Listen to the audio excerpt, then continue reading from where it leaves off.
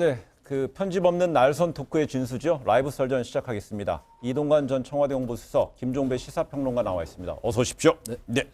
먼저 첫 번째 주제 영상 보고 본격적으로 이야기 나누겠습니다.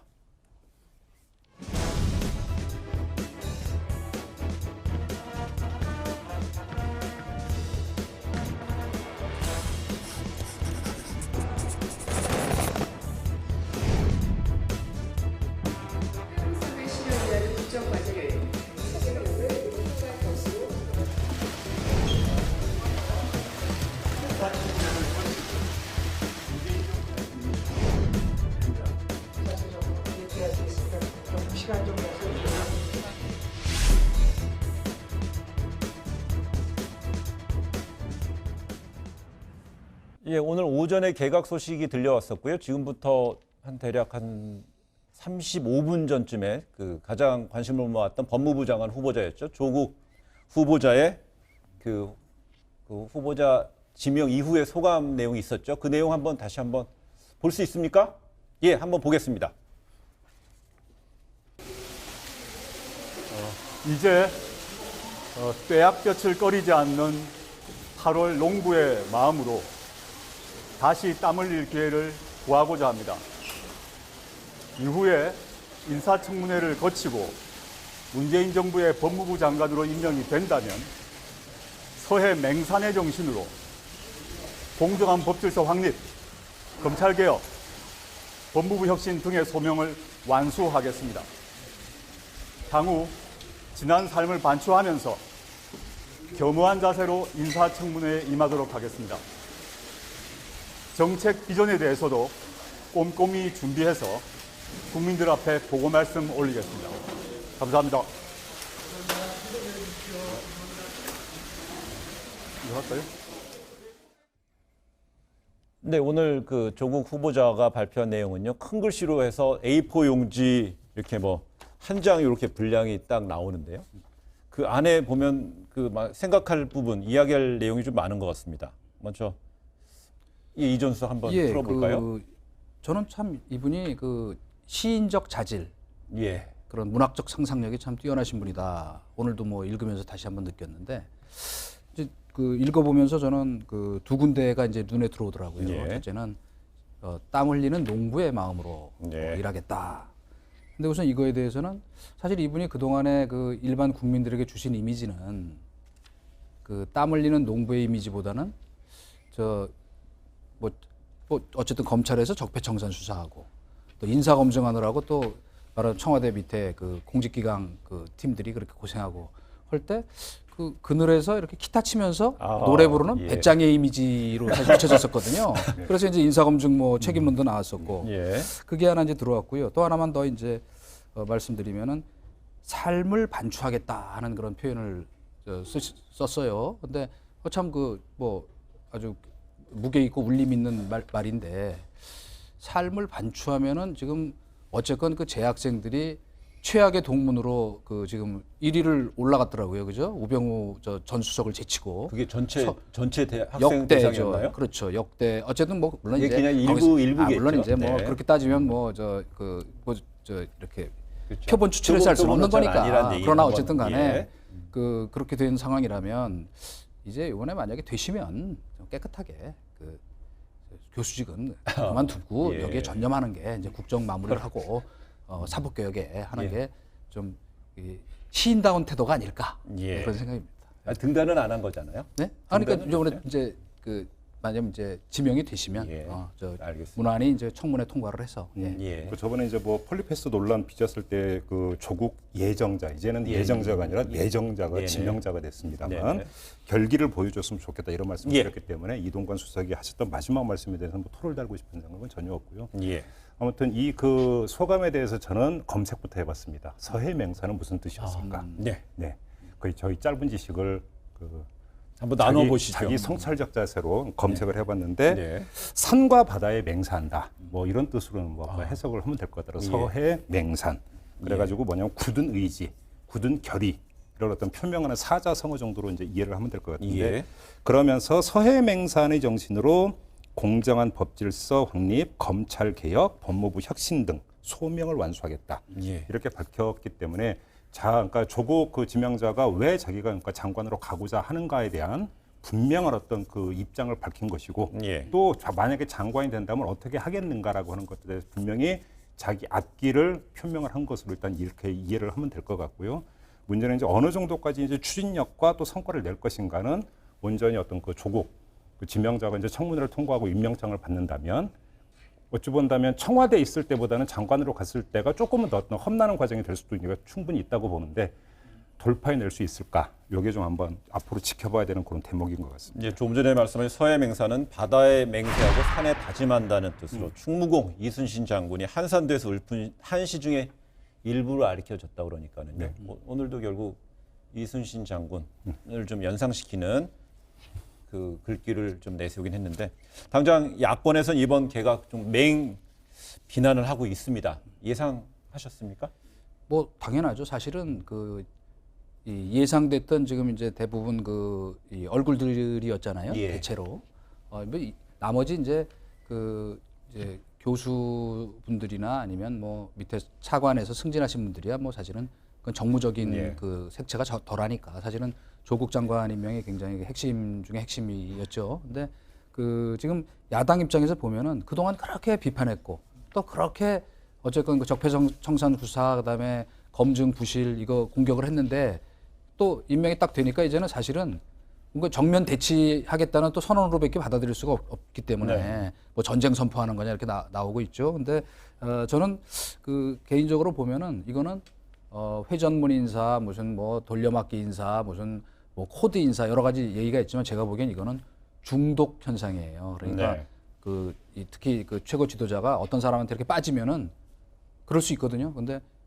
중독 현상이다 이렇게 일단 저는 진단을 하고 그다음에 총론적으로 한마디만 말씀드리면 미워하면서 닮아간다 이런 말이 있는 것처럼 저는 뭔가 박근혜 대통령 인사와 상당히 닮은 꼴로 가고 있는 측면이 많다. 그건 뭐냐면 인재풀을 너무 좁게 쓴다.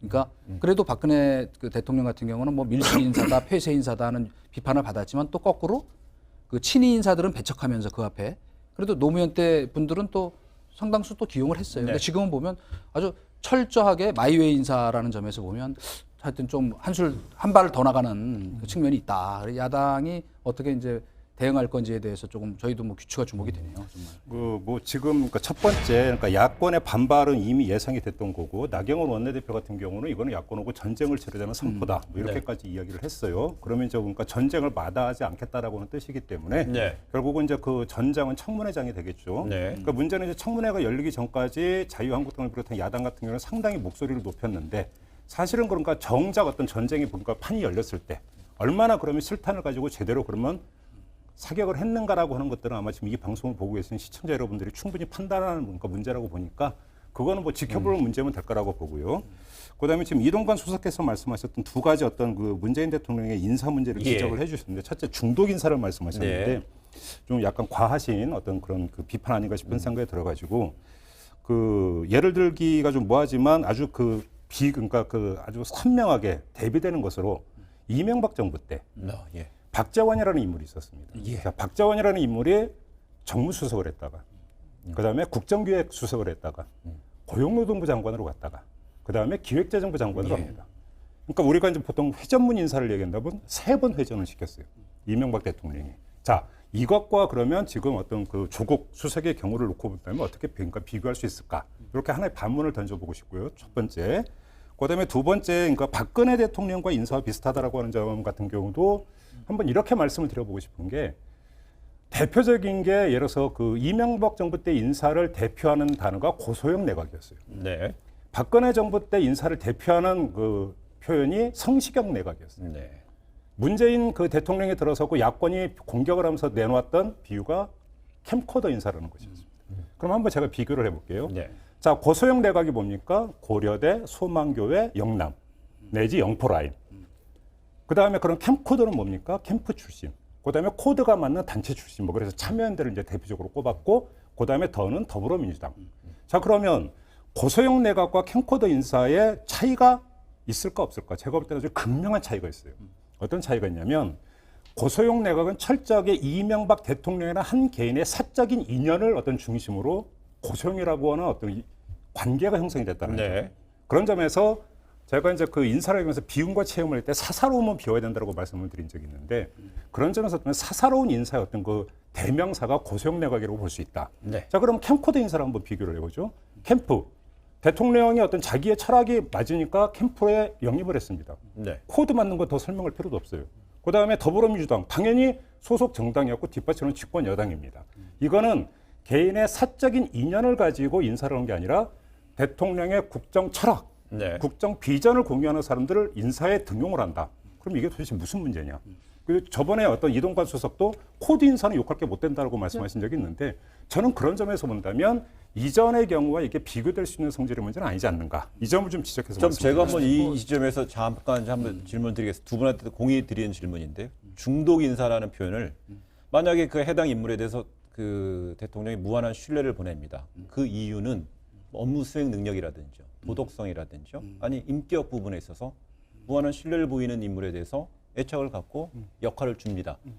그럼 그걸 중독 인사로 해야 될까요? 그거는 아주- 중독이 아니라 중용이죠. 아주 참 좋은 질문을 던져주셨어요. 그거 바로 한번 해보시죠. 중독과 중용이라고 이제 얘기하신 것처럼 아까 그 박지원 그 장관 예를 드셨는데 그분은 뭐 아시다시피 원래 그 무슨 캠프 출신도 아니고 또 그 개인적 연이 있는 사람도 아니고 사실 원래 강재섭 대표 뭐 이제 비례대표원 들어와서 당시에 강재섭 대표 비서실장을 하고 있었어요. 그러니까 사실은 뭐 개인적 연이 있었다기보다는 중용을 한 거죠. 그러니까 뭐 그러니까 조국 아니, 근데 증명자도 조국- 친문 인사가 아니었어요. 아니 그런데 이제 중요한 건 뭐냐면 아니 그러나 이제 그 2년을 놓고 보면 사실은 우리 진보 집권 플랜 그 책 쓴 이후로 그 책에 또 감명을 받고 네네. 그것까지는 또 좋아요. 그런데 말하자면 이분이 그러면 업무를 뭐 잘했다 그러면 누가 뭐라 그러겠어요. 16명 본인 지금 17명째 될지 모르는 지금 그 청문 보고서 채택 없는 청문 대상자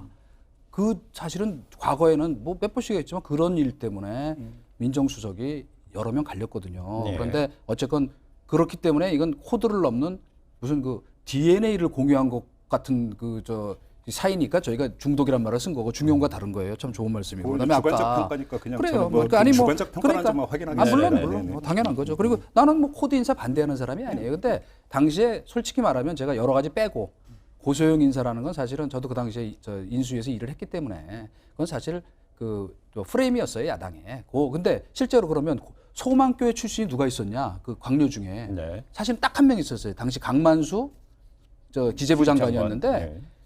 그분은 사실은 소망교육 때문에 된 게 아니고 사실은 오래 전부터 말하자면 정책 그 싱크탱크를 이끌어 오셨기 때문에 이제 한 거거든요. 그러나 이제 우연히 한 명 들어간 걸 갖고 이건 그 이후에 소망교회다. 그 그래갖고 전후로 이제 해서도 뭐 장관 후보자 지명됐던 분들도 있고 막 뭐 그러지 일부 않았었나요? 있었으나 네, 사실은 네. 당시에 그 말하자면 초기 내각에는 그분 딱 하나 오히려 소망교회로 들어갔는데 그걸 그냥 프레임을 딱 걸으니까 고대 영남 뭐 이래가지고 영포 이래서 이제 했던 거니까 네. 하여튼 뭐 그것도 또 프레임이었다고 제가 얘기를 하고 싶고 제가 지금 그 이제 왜 중독 현상이다 오히려 지금 인재풀을 좁게 쓴다 뭐 이런 저걸 했냐면 잘 하시다시피 저희 때는 친박분들도 장관으로 2명이나 기용했었어요. 그죠? 최경환 장관, 그다음에 유정복 장관. 거기까지 또 뭐 같은 네네. 당내니까 그렇다 치고. 네네. 그러나 지금 경우 같은 보면은 철저히 그 말하자면 이명박근혜 정권에서 내가 이거 참 이제 나도 중독이 됐네. 이명박근혜 정권으로 보니까. 근데 그 이랬던 사람들은 완전 배제하는 인사인데다가 그 상징성으로 하나만 딱 얘기할게요. 뭐 길게 얘기하지 말고. 그래도 과거에는 노무현 대통령 때는 김한주 수석 기억하시죠? 그죠? 네. 예, 호남 출신의 고졸 이 출신의 어떤 행정 관료를 딱 객관적으로 인사하라 그래갖고 인사수석 비서관실에 인사수석으로 딱 놔두셨잖아요. 지금은 어때요? 처음에 뭐 조현옥 그 수석까지도 막 그럴 수 있다 쳐요. 그러나 노무현 대통령 청와대 때 균형 인사 비서관으로 이제 데리고 있었으니까 뭐 그럴 수 있다 치는데 요번에 김혜숙 인사수석 같은 경우는 본인이 별다른 공적 그 캐리어도 없는 분인데 커리어도 본인이 법무법인 부산에 데리고 있었다는 이유로 법제처장을 시키더니 네. 그러더니 요번에 또 인사수석을 시켜요. 제가 지켜본 요거만 딱 말씀드릴게요. 저도 옆에서 인사하는 거를 지켜봤잖아요. 대통령이 이 사람 시켜 하는 사람은 검증이 잘 안 됩니다. 과거에도 사고 난 사례라는 게 대부분 그런 거예요. 근데 지금 제가 감히 말씀드리면 이 김혜숙이라는 분의 살아온 어떤 그 역량을 보면 누구를 발굴해서 추천할 수 있는 그런 그 폭이 있을까? 가 우선 걱정되고 근데 그런 분을 통해서 인사를 하니 예. 인사를 하니 지금 이제 그 예, 공적인 이렇게 인사밖에 한번 안 예, 될 예. 것이다. 그러니까 이동관 이렇게 수석은 이제 얘기하는데. 여러 가지 얘기 중 요번에 이제 그 인사의 개방성 네. 갖고 이제 말씀하셨을 거 그거에 대해서 사실 한 가지만 환기해드리고 저는 뭐 이제 짧게만 말씀드리겠습니다. 무슨 얘기냐면 자기하고 친한 자기 편만 쓴다라는 이 말씀인데 간단히 정리를 하면 네. 이번 개각 말고 그 전에 개각 때 제가 이름은 이야기하지 않고 다른 당 소속 의원을 장관으로 쓰려고 하다가 해당 정당의 반대로 무산된 거 기억하세요 혹시? 문재인 대통령 예를 들어서 예. 그러니까 그 인물이 갖고 있는 어떤 전문성과 또 정무적 감각을 높이 사가지고 두 명인가를 내각에 영입을 하려고 했는데 또 본인도 의사가 있었던 걸로 언론보도는 그렇게 나왔어요. 하지만 언론 보도지. 해당 정당이 커트를 해서 안 된다 해가지고 무산된 경우가 있다. 제가 이걸 왜 지금 환기시켜 드리냐면 개방이라고 어떤 개방 인사라고 하는 데에는 의지의 부분도 있지만 또 한 가지는 조건이나 이런 부분이 있기 때문에 문재인 대통령이 다친 마음으로 지금 뭐를 하고 있다. 이렇게 어떤 몰아가지는 말자라는 차원에서 네. 사실만 환기시켜 드리는 겁니다. 네, 알겠습니다. 네. 네, 그리고 이제 뭐 후보자의 지명이 됐기 때문에 남은 절차 인사청문 보고서 인사청문회인데요. 윤석열 검찰총장도 그 보고서 채택이 되지 않고 지명이 됐고요. 임명이 됐고요. 이번에 어떻게 그 조국 후보자도 그런 전례를 거칠까요? 저는 이제 거기에 함정이 있다고 보는데 예. 원래 그 과거에 그 무슨 파시스트 정당부터 말하자면 이 선전선동에 능한 그 이 정권 권력의 특징이 뭐냐면 뭘 자꾸 주입을 시켜서 알아서 기계 만드는 거예요. 그러니까 지금도 보면 야 이제 무슨 뭐 저 본인 위장전이 저 여러 차례 그런 사실이 있었는데 그거를 유죄 판결까지 내린 분이 예를 들면 뭐 헌재 재판관이나 대법관이 되더라. 그런 게 이제 청문 보고서 채택 안 됐는데도 이를테면 저 강요가 되더라. 이런 것들이 계속 지금 쌓이니까 지금 시중에서부터 야당부터 저는 그게 문제라고 생각해요. 잠깐만요. 은근히 패배주의에 있어 보니까 그렇게 또 되겠지. 지금 그러나 문재인 정권이 파시스트 정권이라는 말씀은 뭐 그건 아니죠? 아니에요. 그러니까 그런 건 이제 아니죠. 그게 말하자면 그 프레임 전쟁에서 우리가 흔히 많이 쓰는 알아서 기도록 만드는 그 방식인데 그런 그 요번에 인사청문회에는 사실은 그런 약간의 그 이렇게 길들이기 야당 길들이기 같은 부분도 있다. 근데 그러니까 듣는 야당이 제일 기분 나쁜 이야기죠. 아니, 그러니까. 잠시 팩트 체크를 하게 되면 언급하신 헌법재판관 얘기는 예. 그 해당 인물은 얼마 전에 금융위원회에서요. 네. 그 부분이 혐의 없음으로 이제 얘기가 아, 예. 나왔기 때문에 그거 한번 자리 아니, 정정하고 예, 알겠습니다. 예. 야당이 그러면 어떤 선전선동술의 그 너무나 어떤 능란한 선전선동술 때문에 알아서 기다 보니까 청문회에서 그러면 어떤 그 화력이 확 떨어진 거냐? 이거는 제가 볼 때는 한편으로는 야당을 되게 모욕하는 발언이면서 아니 뭐 이렇게 동시에 쌈 붙이려고 그러지 마시고. 아니 잠깐만요. 그다음에 또 한편으로는 예. 야당을 상당히 또 어떤 옹호하는 그러니까 아주 양가적인 어떤 그 가치 평가가 들어가 있다고 보는 게 조국 지명자가 청문회를 통과해서 임명장을 받느냐 마느냐는 사실은 엄밀하게 하면 야당 헉에 날려 있어요. 예. 무슨 이야기냐면 야당이 청문회장이라고 하는 이 공개된 마당에서 그거는 멍석이 야당을 위해서 깔린 자리인데 거기서 그러면 어느 정도나까지 그러면 전쟁을 벌이자고 선포했으니까 우리는 전쟁하겠다라고 이야기를 한다면 예. 전장에 십자포화를 날릴 만큼의 어떤 충분한 화력과 그러니까 내공을 가지고 있으면 결국은 청문회장이라는 거는요 이렇게 일을 하면 제일 좋을 것 같아요. 국민 여론을 설득해 들어가는 설득의 장이다. 네. 결국은 그 어떤 야당의 화력에 따라서 여론이 달라지고 네. 여론이 달라지면 대통령이 아무리 어떤 뭐냐면 쓰고 싶은 사람인데 못 쓰고 결국은 읍참마속하는 경우도 여러 번 있었어요. 그런 점에서 저는 그거는 전적으로 야당하기 나름이니까 야당의 준비 정도로 보고 평가를 하면 될 것이다. 저는 그렇게 지금 말씀드리겠습니다. 말씀하신 대로 그 절반은 동의하고 절반은 제가 조금 그 이의가 있는 것은 뭐냐면 야당하기 나름이라는 뜻에서 제가 말씀드린 거니까 예. 뭐 지레 이거 뭐 어차피 그렇게 가는 거야 하고 그 저기에 빠지지 말고 그 말하자면 그 패배주의에 그러니까 빠지지 전투적으로 말고 나서라. 전투적으로 나설 뿐 아니고 더 중요한 건 뭐냐면 사실 이거 뭐 우리가 다 아는 불편한 진실이지만 사실은 청문회에서 말폭탄만 갖고는 그게 안 돼요. 맞아요. 예. 뭐 한 방이 있어야 돼. 그 우리 그 팩트가 있어요. 그렇죠. 그러니까 우리 박지원 그 저 항상 이렇게 우리가 이런 얘기할 때 그 말하는 저격수의 그 네. 거의 심볼로 그 얘기하고 심볼로 있습니다. 얘기할 수 있는 그분처럼 그건 정보가 있고 정말 어떤 청문회장에서 하고 전혀 상상도 못했던 그런 것이 정보력을 발휘해서 나와야 되는데 우선 그거를 열심히 아주 투쟁하는 것도 좋지만 그 매국기 중요하다는 거죠. 두 번째는 사실은요 지금 이 청문회에서 16명이나 이렇게 청문 보고서 채택 없이 밀어붙일 수 있었던 그 비결이랄까요? 아니면 그 맥이랄까요? 하는 것은 사실은요 좋은 의미든 나쁜 의미든 지금 더불어민주당 내에서 다른 목소리가 안 나오기 때문에 과거에 보면 네. 중요하게 왜냐하면 그 과거에도 민심이라는 것도 그렇지만 대통령 밀어붙이면 다 임명할 수 있었어요. 이게 안 된 이유는 뭐냐면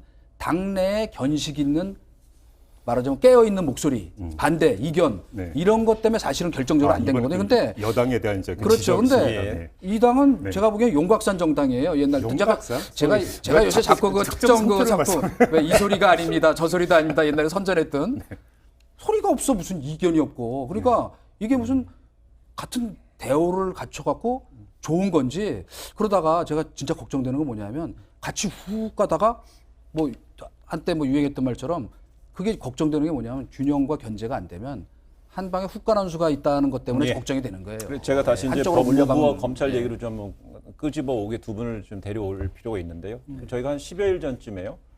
그 윤석열 검찰총장 가능성과 그 조국 법무부 장관 후보자의 그 사실상 그 두 콤비가 현실화 됐을 때 어떤 부분에서는 호흡이 맞고 어떤 부분에서 불협화음이 날까라고 했을 때 분명히 좀 권력에 대한 수사 방향이라든지 몇 개 핵심적인 법안에 대해서라든지 정책에 대해서는 좀 충돌 가능성이 있지 않을까라고 저희가 전망을 해봤는데요. 이제 사실상 그런 어떤 저희가 생각했던 전제가 현실화 쪽 거의 가까워지고 있습니다.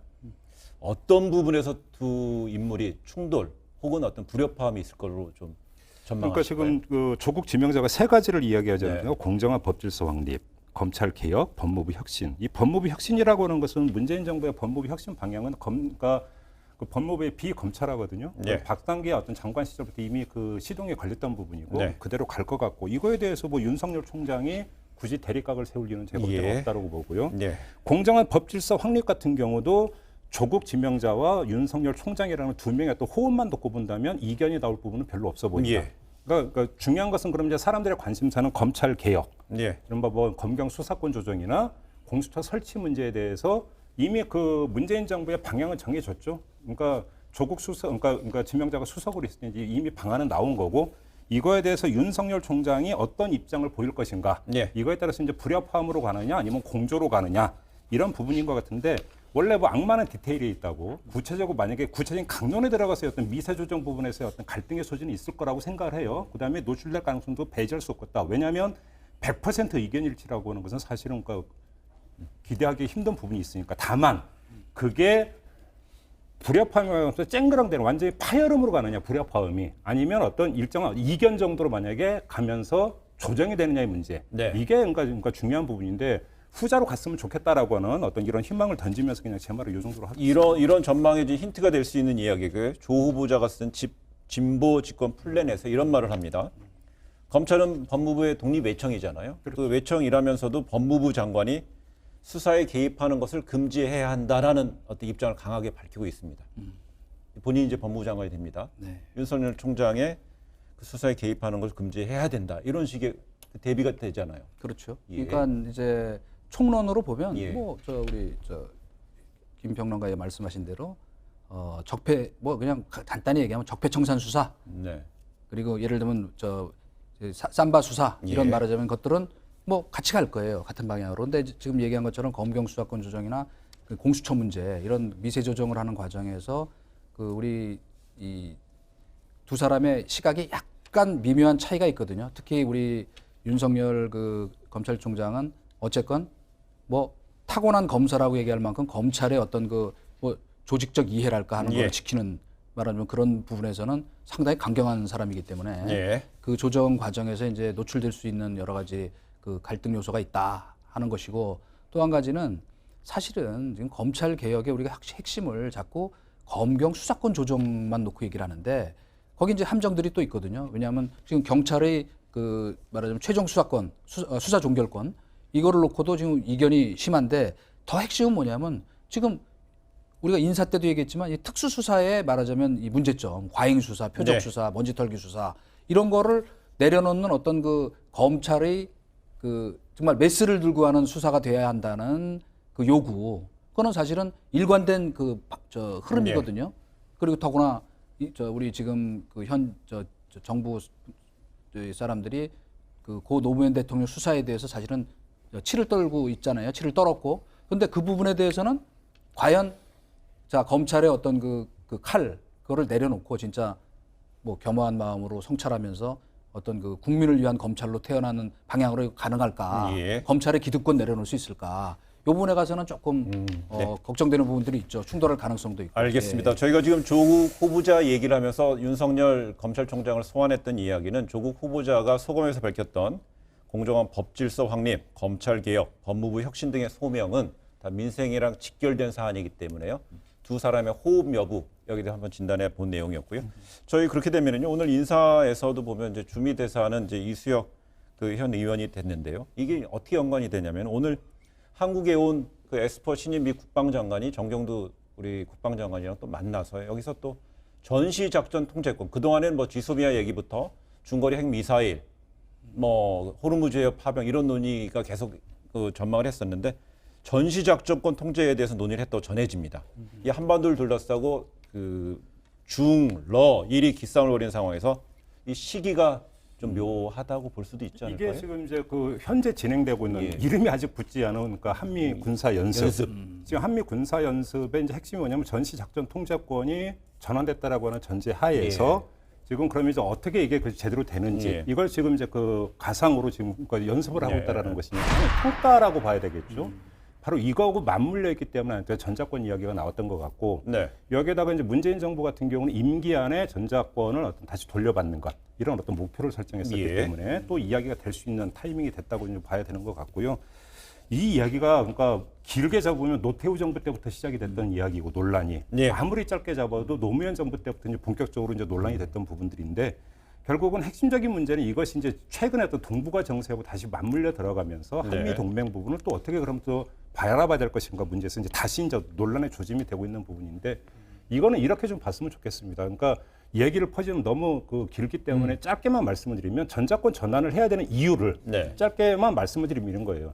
작전계획 5027이라는 게 있지 않습니까? 이것이 유사시에 한미 연합군이 북한으로 어떤 진주에서 어떻게 그럼 할 것인가라고 하는 것들을 계획을 짠 게 작전계획 5027인데 그러니까 그 미국에서 그 계획을 짜는데 2002년에 짰던 계획을 보면 한국 정부의 승인도 받지 않고 미국이 일방적으로 북한을 폭격할 수 있는 예. 이런 내용이 들어가 있어요. 자, 바로 이런 것 때문에 우리는 그러니까 모든 어떤 그 논의의 출발점은 평화, 한반도의 평화, 전쟁만은 안 된다라고 하는 예. 여기서 출발을 하는 건데 만약에 이런 게 현실화됐을 때 발생할 수 있는 끔찍한 영상 예. 이걸 하나를 좀 저는 그 강조하고 싶은 거고 또 한 가지는 물론 일단은 해프닝으로 끝났지만 지난달에 어떤 게 있었습니까? 주한미군 다이제스트 그 보고서가 있었습니다. 예. 기억들 하시죠? 여기서 일본 자위대를 통해라고 하는 어떤 그 표현 하나를 가지고 지금 어떤 전력 제공국에 한반도에 유사 상황이 발생을 했을 경우에 전력을 제공해 들어가는 나라 이게 이제 UN 16개국을 중심으로 예. 하고 있는데 여기에 일본이 포함된 거 아니냐 해갖고 상당한 논란이 된 적이 있었습니다. 물론 일단은 아닌 걸로 네. 번역이 잘못된 걸로 일단 됐지만 아베 정권이 지금 추구하고 있는 바가 뭡니까? 전쟁이 가능한 국가 아니겠습니까? 네. 바로 거기서 바로 이게 맞닿아 있는 것인데 바로 그러니까 근데 자위대가 만약에 한반도에 상륙을 한다, 한국의 어떤 유사 상황에 만약에 개입을 한다는 것은 상상하기도 싫고 있을 수도 없다. 근데 이 모든 것은 유사시라고 하는 것을 전제로 시작이 되는 건데 전시 작전 통제권은 바로 유사시에 예. 성립되는 이야기이기 때문에 전시 작전 통제권을 우리가 자주적으로 행사하는 게 맞지 않느냐 예. 이 이야기가 나오는 것 아니겠습니까? 요점만 좀 그렇다면 예정대로 강조하겠습니다. 2022년까지요. 문 정부가 전자권 전환을 추진 중인데 만약에 전시 상황에서 독자적으로 전략적인 전술 훈련이 가능할까요? 근데 이제 바로 그 2022년까지 미뤄진데 그 다국절이 있는 거죠. 네. 그러니까 지금 뭐 사실은 우리가 주권 국가로서 전시 작전권을 그 저희가 그 되찾아오는 거는 사실은 맞는 거예요. 그러니까 사실은 환수라는 표현은 별로 좋은 표현이 아니고 전환이죠. 그러니까 이제 평시 작전권은 저희가 이미 90년대에 찾아왔으니까. 근데 우리가 이제 한 가지 큰 오해가 있어요. 첫째 뭐냐면 이 전시 작전권을 미군이 갖고 있다 그래가지고 물론 이제 유사시에 뭐 아주 최종적인 그 결정은 뭐 누가 하느냐 하는 게 이제 물론 굉장히 중요한 거지만 그건 이제 사실은 주한미군 사령관으로서 하는 게 아니라 연합군 사령관으로서 하는 거예요. 그게. 그러니까 우리가 그 착각이 있고 그다음에 또 한 가지는 뭐냐면 그 사령관, 부사령관을 지금 전시작전권이 전환되면은 바꾸게 돼 있거든요. 네. 그런데 그렇다고 해도 사실 기본은 뭐냐면 중요한 결정은 협의해서 하도록 돼 있어요. 그렇기 때문에 우리가 물론 이제 그 주권 국가로서 우리가 그 사령관을 맡는 게 이제 당연히 맞죠. 근데 더 이제 핵심적인 이유는 뭐냐면 아직 우리가 지금 북한 핵 문제 때문에 핵 대응 때문에 이제 잠시 가려져 있지만 사실은 북한이 우리에게 가하는 가장 큰 위협이 뭐냐면 요새 장사정포 얘기 다 없어졌죠, 그죠? 네. 장사정포 1,500문이 배치돼 있다는 장거리 장사정포에다가 최근에 보세요. 지금 그 다연장 로켓포 지금 450km까지 날아가는 대구경, 그렇죠. 이게 대구경. 방사고요. 그게 이제 말하자면 그 중에 가장 알겠습니다. 발전된 분야인데 그런 말하면 대화력전 그 역량에서 우리가 아직 미군으로부터 완벽하게 그 자립해서 그걸 수행할 수 있는 역량이 없어요. 그러니까 저는 사실은 그 오산에 있는 그 전구 전술통제본부라는 TACC, 그다음에 방카탱고, 네. 그다음에 뭐 화력전 본부 용인에 있는 예. 가봤거든요. 네. 근데 아직은 정확하게 추계는 안 되지만 그 우리가 독자적으로 수행할 수 있는 대화력전, 그 사실 전쟁이 나면 그게 제일 큰 위협인데 예. 그게 지금 한 65% 정도 수준밖에 안 돼요. 그거를 적어도 85% 수준까지 올려놔야 전시작전권 전환을 아주 편안하게 할 수 있는데 그 시기가 지금 계속 늦춰지는 이유는 뭐냐면 지금 이 정보 정찰 능력도 사실 우리가 떨어지죠. 이번에도 사실 눈에 안 보이게 그런 것들이 약간 작동을 한 거거든요. 우리가 그 북한의 미사일 평가하고 하는데 그 다음에 또 한 가지는 지금 얘기한 이 대화력전 능력. 그러기 때문에 예. 지금 전시 작전권을 우리가 돌려봤는데 제일 핵심적인 이 몇 가지 사안에서 아직은 우리 준비가 부족하기 때문에 아무튼 이것이 진행이 되면 근데 뭐가 연결이 돼 있냐면 이게 또 다 사실 따지고 보면 돈이란 말이에요, 돈. 네. 그렇기 때문에 이게 방위비 분담금이 이런 것과도 다 연계되어 있는 것이다 하는 거를 좀 이제 아무튼 정확히 지금 국민들이 요 이해하셔야 될 것 연습을 같아요. 통해서 평가가 되고 있으니까 알겠습니다. 뭐 이 평가 주제는요 결과를 보죠. 네. 여기까지만 여기서 멈추겠습니다. 네.